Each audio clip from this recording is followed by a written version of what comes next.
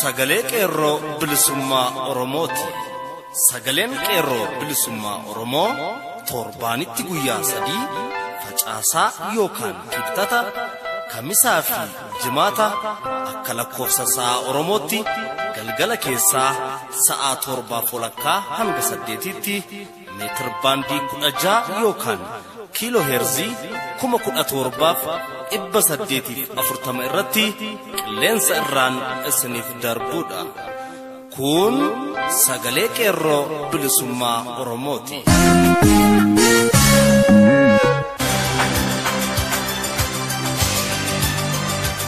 Kibxata Amajji 9 bara 2018 ashamaa harka fuune akkam jirtu kabajamoo fi jaallatamoo dhaggeeffattoota sagalee qeerroo bilisummaa Oromoo. Kun qophii sagalee qeerroo bilisummaa Oromoo kallattiin Oromiyaa irraa isiniif darbaa jirudha. Sagantaan keenya akkuma beekamu oduu isin dhageessisuun eegalla. Qophii addaa fi walleen warraaqsaas qaama sagantaa keenyaati. Isin keessummeessaa kan isin waliin turu an Magartuu Guutamaati. Hanga xumura sagantaa keenyaatti nu waliin turaa jechaa amma kallattiin gara oduuttan isin dabarsa. Ashamaa akkam jirtu dhaggeeffattoota keenya oduu guyyaa har'aa qabadhee dhiyaadheera. Oduu waliin Ammichuu Lammiiti. Barattoonni Yuunivarsiitii Addigiraat rakkoo guddaa keessa jiraachuu oduun sagalee qeerroo bilisummaa Oromoo qaqqabe addeessee jira. Kanaan dura lola mooraa Yuunivarsiitii Addigiraat keessatti uumameen barattoonni Oromoo 2 kan maqaan isaanii Boruu Halaqee fi Biraanuu jedhaman gamoo irraa darbatamuun akka malee miidhamuu isaanii ni beekama. Lola kana keessatti barattoonni Amaaraas ajjeefamuun barnoonni yeroo dheeraa addaan citee ture. Dhimma kana waraanni to'achuun hanga ta'e yoo qabbaneesse iyyuu engadda karaa itti aanaa pirezidaantii yuunivarsiitichaa Dr. Alam jedhamuun rakkoon uumamee lubbuu barattoota Oromoof akka yaaddessaa ta'e oduun kun eeree jira. Barattoonni Oromoo mooraa kana baratan 500 kan turan yommuu ta'u hunduu mooraa gadhiisanii amma kana fee jiru barataa 17 ta'uu odeessi gamasii arganne addeessee jira. Jimaata darbe uummanni doormiitti seenee barataa 24 saamuun reebee akka ba'e barataan bakka sanaa gaafanni nuuf himee jira. Barattoonni Oromoo yuunivarsiitii kana barataa turan biiroo barnoota Oromiyaa deemuun yeroo iyyatanitti isin biyya walitti naqaa jirtu jedhamanii akka ari'amanis itti dabaluun addeessee jira. Ammas barattoonni kun gara biiroo barnoota Oromiyaa deemanii gaafachuuf karoora akka qabanis himameera. Godina Iluu Abbaa Booraa magaalaa Mattuu naannoo kiiloo 4 jedhamee beekamutti dargaggoon tokko hoteela nama dhuunfaa keessatti du'e akka bule gabaasaan sagalee qeerroo bilisummaa Oromoo qaqqabe addeessee jira. Abbaan hoteela kanaa Barihuun yommuu ta'u innis sabaan lammii Tigree akka ta'es beekamee jira. Kanumaan walqabatee qeerroon magaalaa Mattuu hoteela Tigirtichaa kanatti seenuun qabeenya isaa akka mancaasanis odeessi kun ifa godheera. Abbaan hoteela kanaa amma haala kam keessa akka jiru wanti beekamu hin jiru jechuun odeessi gamasii arganne nuuf ifoomse. Lola cimaatu biyya Masrii fi biyya Sudaan akkasumas Itoophiyaa fi Eertiraa jidduutti dhiyeenyatti dho'uuf jiraata jechuun bal'inaan dubbatamaa jira. Maddi sodaa kanaa mootummaan Sudaan biyya Masiriitu lafa Haliyaabii fi Shilaayitiin jedhamuun beekamtu humna waraanaan dhuunfatee narraa harka qaba jechuudhaan himannaa mootummoota gamtoomaniitti erga galfatteen boodatti muddee 25 bara 2017 galaana diimaa irratti lafa Sawaakiin jedhamuun beekamtu waraana Turkiif kennuuf murteeffachuu isiitu garmalee dubbichaa dheesse. Mootummaan Ijiptii fi mootummaan Imiraayit Dubaay gamasiitiin oolanii osoo hin buliin waraanni Turkii galaana diimaarra qubachuun kun daantaa biyyoota keenyaa miidha jechuudhaan mootummaa Eertiraa waliin walii galtee mallatteessanii mooraa leenjii waraana Eertiraa Saawaa jedhamuun beekamutti waraana guddaa buufatan. Waraanni guddaan mootummaa Ijiptii fi mootummaa Imiraayit Dubaay biyya Eertiraa keessa qubsiifatan kun mootummaa Itoophiyaa fi mootummaa Sudaan biratti yaaddoo fi shakkii guddaa uumuurraan kan ka'e pirezidaantiin Sudaan Umar al-Bashir muddee 28 bara 2017 guutuu daangaa Eertiraa fi Sudaan irratti keessattuu aanaa Kasalaatti emergency status kan labsee jiru yommuu ta'u dabalataan daangaan biyyi lamaan jidduu jiru ajaja mootummaa Sudaaniin kan cufamee jiru ta'uu ni hubatama. mootummaan Itoophiyaa gamasiitiin waliigaltee waraanaa kan mootummaa Sudaan waliin qabdutti fayyadamuudhaan waraanasii gara magaalaa Kasalaatiin daangaa Eertiraa fi Sudaan gubbaa kan qubsiiftee jirtu ta'uu ishii gaazexaan Al Arab 21 jedhamuun beekamu mormitoota Sudaan waabeffachuun gabaasee jira. Gama kaaniin gaazexaan Sudaan Tribune jedhamuun beekamu Sudaan magaalaa Kaartum irraa amajji 5 bara 2018 akka gabaasetti mootummaan Itoophiyaa waraanasii dabalataan gara daangaa Itoophiyaa fi Eertiraa irratti kan guuraa jirtu ta'uu ishee gabaasee jira. Gaazexaan kun gabaasa isaa itti dabaluudhaan mootummaan Itoophiyaa Sudaan waraana Masiriitu haleellaa ijaarsa laga Abbaay irratti geggeessuuf deema jechuu irraan kan ka'e waraanaa fi meeshaa lolaa gurguddaa gara daangaatti kan sossoosaa jiran ta'uu isaaniillee gaazexaan kun dabalee addeessee jira. kanumaan wal qabatee humna waraana Itoophiyaa fi Ijipti wal cinaa qabuudhaan gabaasa dhiyeenya kana biyya Raashiyaatti maxxanfame tokko irraa akka hubachuun danda'ametti waraanni Ijipti xayyaarota lolaa 1,300 fi taankii lolaa 8,000 kan qaban ta'uudhaa fi akkasumas waraana lafaa nama miliyoona 1 fi 300 kan qaban ta'uushii gama Itoophiyaatiin ammoo Itoophiyaan xiyyaarota lolaa 80 fi taankii lolaa 800 kan qabduu fi waraana lafaa nama 100 fi 60 kan qabdu ta'uu ishii odeessi biyya Raashiyaatti bara 2017 maxxanfame kun mirkaneessee jira. mootummaan wayyaanii gamasiitiin waraana Masirii fi Eertiraatu daangaa Itoophiyaa cabsee nu weeraruuf deema jechuudhaan uummata biyyattii sossobaa jiraachuu irraan kan ka'een hidhamtoota siyaasa Oromoo fi kanneen biroo mana hidhaa Maakilaawii irraa gadhiifnee manicha muuziyeemiitti jijjiirra jechuudhaan dubbataa jirti.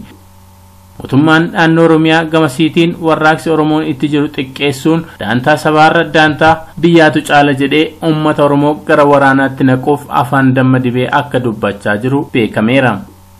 Sagaleen qeerroo bilisummaa Oromoo gamasaatiin dhalataan Oromoo waraana raayyaa ittisa biyyaa keessa jiru lola seena dhabeessa kanatti hirmaatee wareegaman malee akka hin kaffalle gamanumaan dhaammachuu barbaada. mootummaan Itoophiyaa labsii hidhamtoonni siyaasaa hundi ni hiikamu jechuun baasee ture labsii dogoggoraati jedhee akka jirus gabaasaan BBC Afrikaa jedhu addeesse. mootummaan fincila uummata guutuu biyyattii keessatti ka'e hordofuun haala jiru tasgabbeessuuf hidhamtoota siyaasaa itti murteeffamee mana hidhaa jiranii fi kanneen himatamanii dhimmi isaanii mana murtiitti ilaalamaa jiru hundayyuu lakkisuu qophii ta'uu dheengadda labsee ture. Waajjirri muummichi ministeeraa wayyaanee kun labsii kana miidiyaalee hawaasummaa erga maxxansee ajaji abbootii ishii wayyaanee irraatti kennamee jira. Gabaasa guyyaa kaleessaa BBC Afrikaa gabaasa irratti immoo mootummaan Itoophiyaa labsii hidhamtoota siyaasaa hunda jedhu waakkatee hidhamtoota siyaasaa muraasa qofa jechaatti akka jiru mul'isa. Waajjira muummicha ministeeraatti gorsaan Hayilamaariyaam Dassaaleen BBC Afrikaatiif akka himetti hidhamtoota siyaasaa hunda jedhu hiika dogoggoraati jechuun waakkate akka jirus BBC Afrikaans kan jedhu ifoomsee jira. Oduu gaddaa mootummaan wayyaanii uummata Oromoo ajjeesuu akkuma itti fufetti jira. Haaluma kanaan amajjijaa bara 2018 godina Baalee magaalaa Roobeetti yakka ajjeechaa qabsaa Oromoo kan ta'e Jaal Qilxuu Aadaa irratti loltoota mootummaa wayyaaniitiin raawwatameen wareegame. Yakki suukkanneessaan kun sanbata xiqqaa ganama sa'a 2 irratti kan raawwatame ta'uu ifa ta'ee jira. Jaal Qilxuu Aadaa miseensota gumii sabaa adda bilisummaa Oromoo kan hooggana gadaa dabree keessaa tokkoo fi qabsaawaa gameessa bara dheeraa kan ta'e loltoota mootummaa wayyaaniitiin mana jireenyaa isaa kan Oromiyaa Baalee magaalaa Roobeetti argamu keessaa gad fuudhamee daandii guddaa magaalaa Roobee gubbaatti rasaan hedduun itti roobsame ajjeefame. Wayyaaneen gama tokkoon hidhamtoota siyaasaa akka gallakkisuu fi wiirtuu qorannoo Maakilaawii akka cufuuf deemu afaaniin dubbachaa gama kaaniin humna qabu hundumaatti dhimma bahee fi ergamtoota isaa gargaarsifatee qabsoo bilisummaa Oromoo dadhabsiisuuf duula cimaa saba Oromoo irratti addatti ammoo miseensotaa fi deeggartoota adda bilisummaa Oromoo irratti geggeessaa akka jiru ajjeechaan kun ragaa guddaadha. Sagaleen qeerroo bilisummaa Oromoos maatii fi jaallan Qilxuu Aadaaf jajjabina hawwaa lubbuun Jaal Qilxuu haa qananiitu jedha. Mooraan Yuunivarsiitii Bulee Horaa guutummaa guutuutti barnoota dhaabuun gara maatii isaaniitti galuu gabaasaan arganne addeesseera. Barattoota Oromoo Yuunivarsiitii Addigiraat gamoorraa darbatamanii qaama hir'uu ta'uun walqabatee barattoonni Bulee Horaa fincila kaasuun barataan dhalootaan Tigree ta'e mooraa gadhiisuuf yommuu jedhutti humni waraanaa barataan Tigree akka hin baane gochuun ni yaadatama. Sanumaan wal qabatee barattoonni Oromoo akka hidhaman gabaasnee turre. Ammas barattoonni kunniin haga hiikamanitti hin barannu jechuun gootonni barattoota Oromoo Yuunivarsiitii Bulee Horaa guutummaa guututti mooraa barnootaa gadhiisuudhaan akka gara biyyaa galan beekamee jira. Dhumarratti oduu hagaa. Hidhamtoonni siyaasa Oromoo Hussein Ahmed Indiriisii fi Mohammed Amin Faris hidhaa waggaa 13 xumuranii mana hidhaa Zuwaay irraa hiikamuu odeessi Zuwaay irraa arganne ifa godhee jira.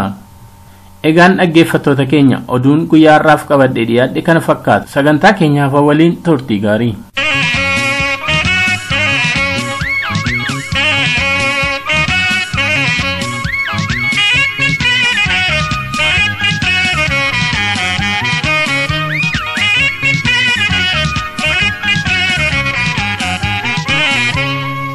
Kan dhaggeeffataa jirtan qophii sagalee qeerroo bilisummaa Oromoo meetir baandii 16 yookiin kiiloo heerzii 1740 irratti isiniif darbaa jirudha.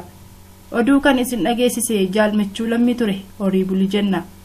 Kanatti aansuun wallee warraaqsaa tokkoon booda gara jaal ibsaa dhaabasaattan isin dabarsa. Ammas nu waliin tura.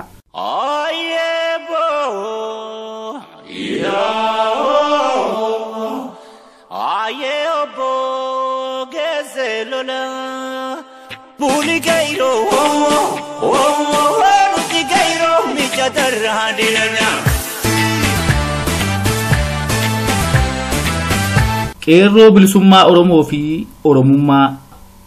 Qeerroo fi qarreen Oromoo dargaggoonni ilmaan sabaa humna addaa qaroo fi qaanqee qabsoo bilisummaa Oromoo kan Oromummaa qaban humnaa fi hamilee uummata isaanii Oromoo fi abdii egeree Oromiyaati.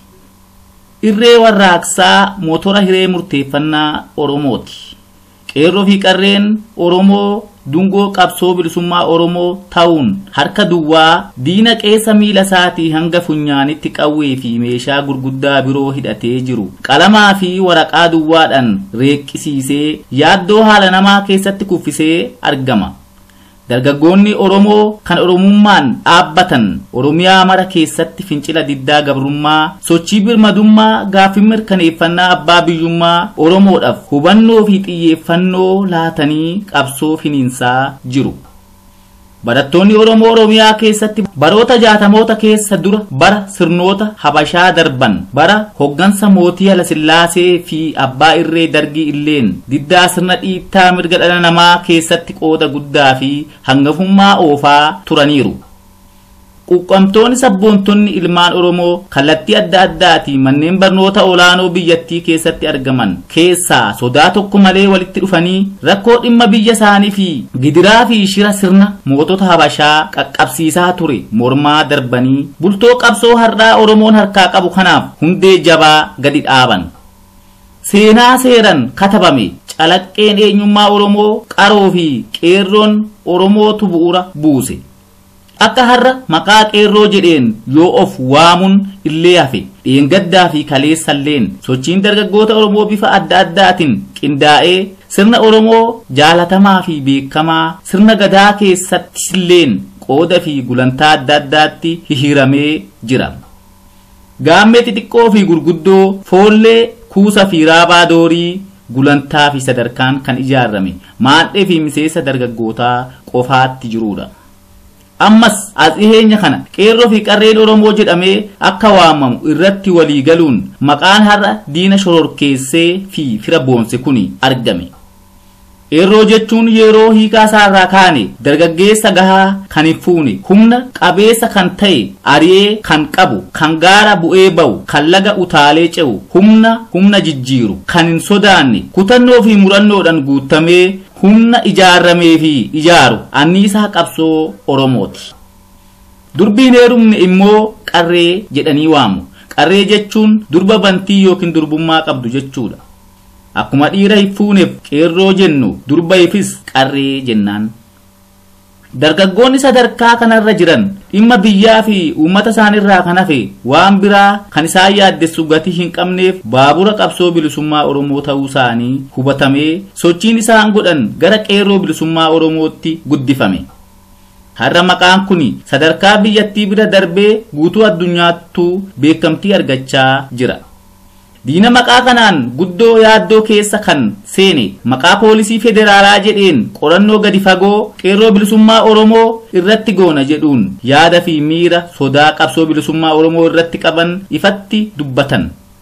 sodaa fi yaaddoo qeerroo bilisummaa Oromootiin wal qabatu ajandaa godhatee mootiin wayyaanotaa Abbay Tsahaayyeen yeroo dheeraa dubbachaa akka ture namuu quba qaba. humnaa fi meeshaa barbaachisu hunda akka guutummaa Oromiyaatti ni ramannaa namuma qeerroo jedhamu kana akkamitti qabuu dadhabdan jechuun irra deddeebi'ee yeroo dheeraaf afaan guutee dubbateera. Abbay Tsahaayyeen qeerroon akka nama tokkootti ilaalaa ture. didaa yookiin shiftaa beekamaa gurmuu ta'e of jalaa qabu itti fakkaate. har'as ibsi ejjennoo poolisii federaalaa biyyattii baase qorannoo gadi fageenyaa qeerroo bilisummaa Oromoo irratti goona jedhanii hafuura baafatan kunneen hiikan qeerroo odoo isaanii hin galin hafuurraa madde. qeerroo jechuun qaroo fi dargaggoota guutummaa Oromiyaa fi Oromiyaan alatti argaman Oromoo hunda akka ta'e wallaaluu isaanirraa kan hafe dubbii homaa namatti agarsiisuu hin dandeenye akka ta'e namuu beekuu qaba. qeerroon Oromoo ilmaan Oromoo dhimma fi rakkoo uummata isaanii fi Oromiyaa irratti adda durummaan hojjetanidha. roorroo fi shira diinni yeroo yeroon qindeessee uummata Oromoo irratti oofu hunda saaxiluu fi fuuldura humna dhaabbatu qeerroon keenya gaachana sabaa fi gaaddisa uummata Oromooti. ajandaa mootummaa wayyaanee qorannoo fi qo'annoo qeerroo Oromoo irratti goona jedhuun olola ooftu kuni dhamaati fi dadhabina isheerraa kan hafe bu'aa homaatu isaaniif buusuu hin dandeenye qeerroon bilisummaa Oromoo gadi jabeessee isaan hubachiisuu barbaada. maalummaa qeerroo bilisummaa Oromoo kan hin beekne yoo ta'een ala qeerroon bilisummaa Oromoo jechuun qaama guddaa Oromooti. qaamni kamuu qeerroo bilisummaa Oromoo qorachuus ta'ee warraaqsarraayis of duuba deebisuu akka hin dandeenye diinni uummata Oromoo kan ta'e mootummaa wayyaanee gamanumaan kutannoo fi murannoo qeerroo bilisummaa Oromoo hubachuu akka qabu qeerroon bilisummaa Oromoo irra deebi'ee dhaamaaf. qeerroon bilisummaa Oromoo harka qullaa diina qawwee hidhatee dura dhaabbatanii mirga uummata Oromoo falmaa jiru. keessumaa immoo yeroo ammaa nyaaphaa fi Oromoota galtuu ta'an goobantoota aara galfii dhoowwachaa jira. bara 2005 irraa kaasanii dhaadannoo gadaan gadaa bilisummaati jedhuun qabatanii diina uummata Oromoo wal'aansoon hudhanii fincila diddaa finiinsaa jiru. barattoonni Oromoo fi sabboontonni quuqqamtoonni dhimma sabaa reebbamaa hidhamaa ajjeeffamaa aarsa fi wareegama barbaachisu kaffaluun dhiiga isaaniin seenaa Oromoo barreessaa akka jiran namuu quba qaba. murnoota hawaasa Oromoo hafaniifis fakkeenya gaarii ta'aa jiru. ijoolleen Oromoo kan bilisummaa saba isaaniif dhaabbatan warra bilisummaa qaban qofa akka ta'es wal nama hin gaafachiisu. namoonni Oromoodha ofiin jedhan Oromummaa hin qabne biyya keessa fi ala jiran tokko tokko meeshaa mootummaa Tigree ta'uun uummata Oromoo fi adda bilisummaa Oromoo irratti duulaa jiru. kaan isaanii immoo aadaa badaa qabaachuun akkasumas dantaa mataa isaaniif dhama'u. kanaafuu waa'ee Oromummaa fi sabboonummaa akka gaariitti baruun dirqama dargaggoota yookiin qeerroo bilisummaa Oromoo irra jirudha. meeqabxi ijoo fi barbaachisaa murteessaa ta'an tokko tokko kaasnee wal hubachiisuun walirraa hubachuun waamicha Oromummaa keenyaa haa ta'u jenna. isaanis tokkoffaa uummata Oromoo kan ilaalu, lammaffaa Oromummaa maal akka ta'e, sadaffaa Oromummaa fi sabboonummaan akkamitti akka wal hidhatan, arfaffaa dirqama qeerroo Oromoo kan ilaallatudha. duramee waa'ee uummata Oromoo jaarraa baay'eedhaaf akkaataa isaan itti diinota ofirraa dhoowwaa turanii fi isaan jaarraa 19 gara boodatti humnoota habashootaa kan faranjiin gargaarameen cabe haa ilaallu. uummata Oromoo fi Oromiyaa. uummanni Oromoo akka saba tokkootti sirna gadaa, sirna bareedaa fi addunyaafuu fakkii sirna gadaa jalatti of ijaaree waggoota 100 baay'eef diinota isaa ofirraa dhoowwee walabummaan jiraachaa tureera. yeroo sana Oromiyaa akka biyyaatti ijaare. Oromiyaan kan dhalatte sirna siyaasa gadaa jalatti jechuudha. booda yeroo sirni gadaa iddoo baay'eetti caccabuun iddoo tokko tokkotti sirni mootii dhalate humni siyaasa Oromoo laafuu jalqabe. keessumaa jaarraa 19ffaa keessa sirni mootii Itoophiyaa Oromiyaa keessa iddoo baay'eetti biqilan sirna gadaa baay'ee laaffisan. jaarraa 19ffaa keessa sirni kaapitaalizimii Awurooppaa gara Afrikaatti babal'achaa dhufe. Kun habashootaaf carraa isaan duraan qabaachaa hin turre kenneef. Habashoota waggoota dheeraadhaaf humna Oromoo dura dhaabbachuu hin dandeenye qawwee loltoota fi gorsa faranjii irraa argataniin Oromoo dura dhaabbatan. Maatiiwwan gosaa fi qondaaltota Oromoo kan akka Goobana Daacii fa'aa malaan ofitti qabatan. Akka kanaan gara waggaa 50 olii Oromoo irratti duulanii Oromiyaa cabsanii biyya Abisiiniyaa kan booda Itoophiyaa jedhanii dabalatan. Waggoota 50 kana keessa Oromoonni miliyoona 5 ol akka dhuman seenatu ragaa baha. Oromiyaa biyya Oromoo diiganii bakka baay'eetti qoqqoodanii maqaa adda addaa kennaniif ittiinis waaman. Shawaa, Harargee, Wallo, Wallagga, Sidaamoo, Arsii, Iluu Abbaa Booraa, Jimmaa fi Baalee fi kan kana fakkaatan jedhanii moggaasanii ittiinis waaman. Oromoota kaan immoo Goojjamii fi Tigraayitti kutan. Afaan, aadaa, seenaa fi safuu Oromootaa balleessanii uummata tokko iddoo adda addaatti cicciranii wal lolchiisuu fi wal jibbisiisuun imaammata godhatan. Har'a illee Oromooti imaammata habashootaa kana afaan fajjaa'anii rakkataa jiran danuudha.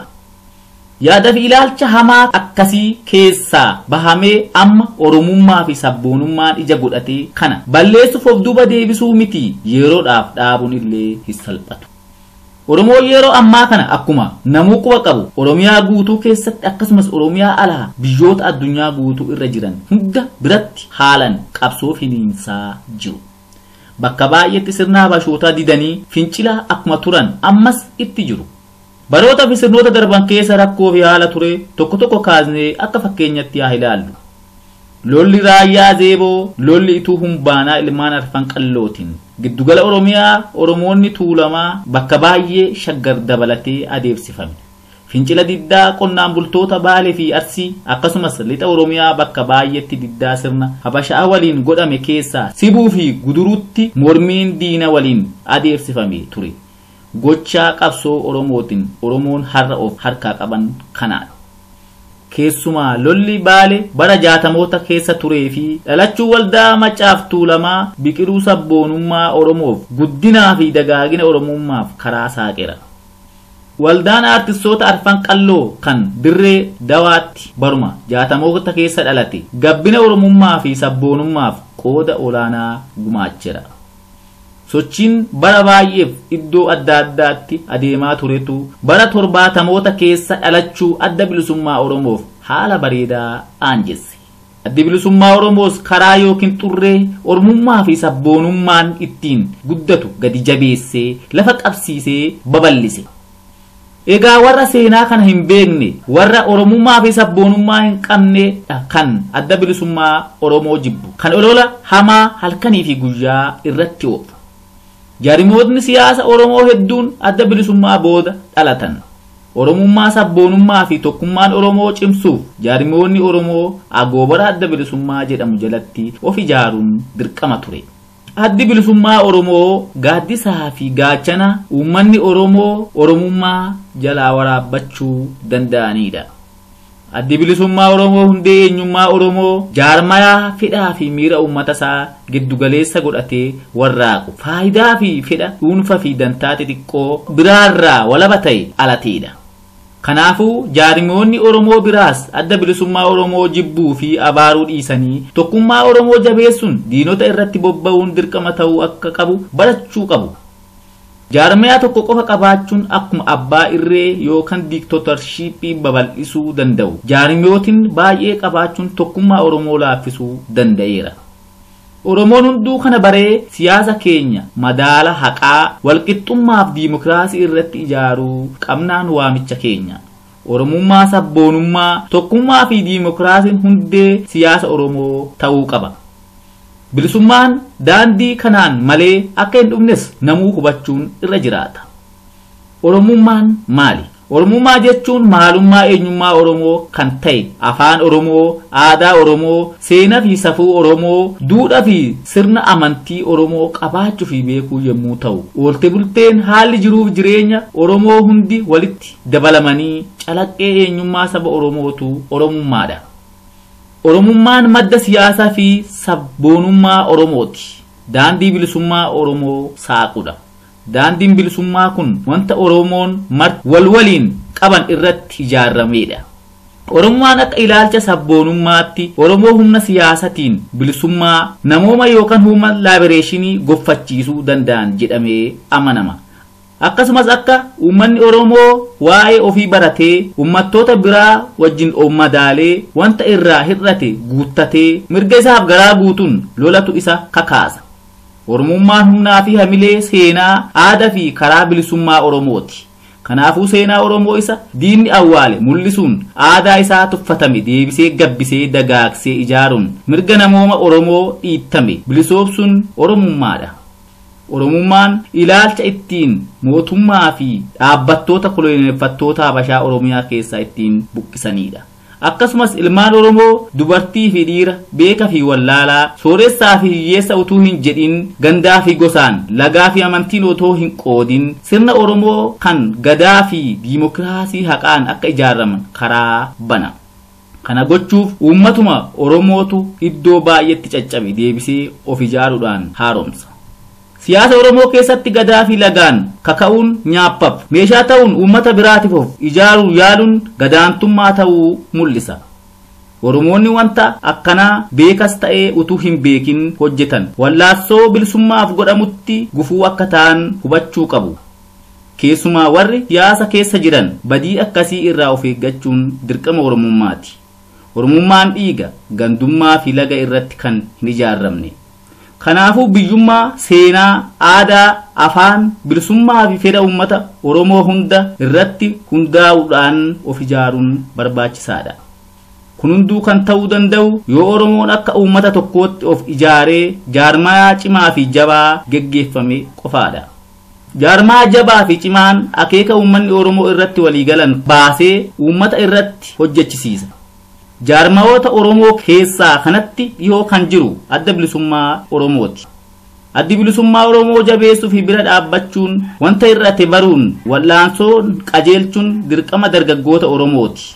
Tokkummaa Oromoo jabeessuuf jaarmayoonni Oromoo kanneen biroolleen waliigaluu qabu. Diina tokkicha waliin qabna. Kaayyoo fi akeeka keenya bilisummaa Oromoo taanan waliigalla. Addi bilisummaa Oromoos rakkoo keessa darbeef keessa jiru qoratee hubatee dafee of fooyyessuun dirqama isaati. Ammaa kaasee akka mootummaatti hojjechuu danda'uu qaba. Daandii waldaa Maccaaf Tuulamaa fi addi bilisummaa Oromoo daandii sirrii itti amanuu fi jaalatu. Firiinsaa dhaloota Oromoo sabboontota quuqqamtoota qeerroo bilisummaa Oromoo har'a lafaa qabnuudha. Anniisa fi motora qabsoo bilisummaa Oromoo fi walabummaa Oromiyaati. Qeerroon bilisummaa Oromoo haa jiraatu. Injifannoon uummata Oromootiif gadaan gadaa bilisummaa Oromooti. Amajjii 9 bara 2018 barruu kana qopheessee kan dhiyeesse ani Ibsaa Dhaabasaati.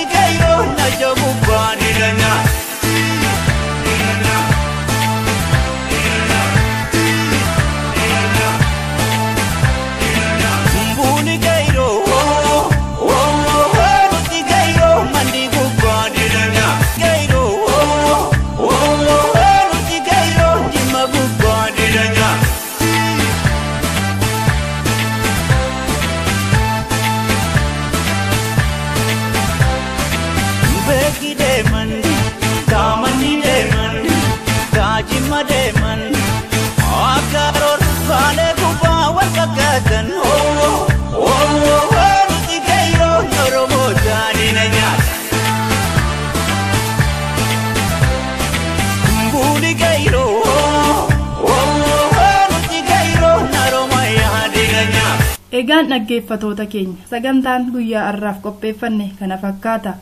waan nu dhaggeeffattaniif galanni keessan bilisummaa haa ta'u jecha qophii keenya guyyaa biroon hanga wal agarrutti nagaan nuuf tura. Injifannoo uummata Oromoof. Gadaan gadaa bilisummaati.